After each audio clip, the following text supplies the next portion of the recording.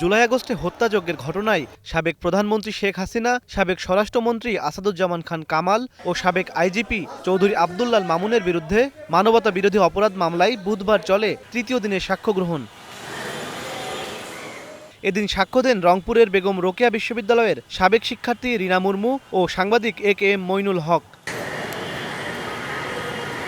আবু সাইদকে গুলি করে হত্যার ঘটনা বর্ণনা করেন রিনা মুর্মু। জানান, দুই পুলিশ সদস্য আমির আলী ও সুজন চন্দ্র আবু সাইদকে লক্ষ্য করে গুলি করে। স্থানীয় সাংবাদিক AK-M মইনুল হক মূল ভিডিও এবং লাইভ সম্প্রচারের ফুটেজ প্রমাণ হিসেবে ট্রাইব্যুনালে দাখিল করেন তিনি। দুইজন সাক্ষীর আমরা হাজিরা দিয়েছিলাম। একজনের নাম হচ্ছে রিনা মুর্মু, তিনি ঘটনার প্রত্যক্ষদর্শী।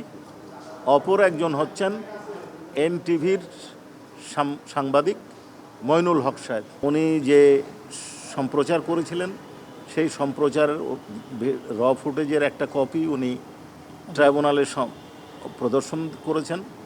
এর সাথে যে লাইভ সম্প্রচার হয়েছিল NTVতে সেইটার ফুটেজও উনি এক্সিবিট করেছেন। এদিকে আবু সাইদ হত্যার ঘটনায় আলাদা মামলায় ৩০ আসামির বিরুদ্ধে বিচার শুরুর আদেশ দিয়েছেন বিচারপতি নজরুল ইসলাম চৌধুরীর নেতৃত্বাধীন ৩ সদস্যের ট্রাইব্যুনাল ২।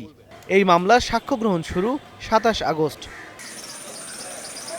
ইমন মাহমুদ, স্টার নিউজ।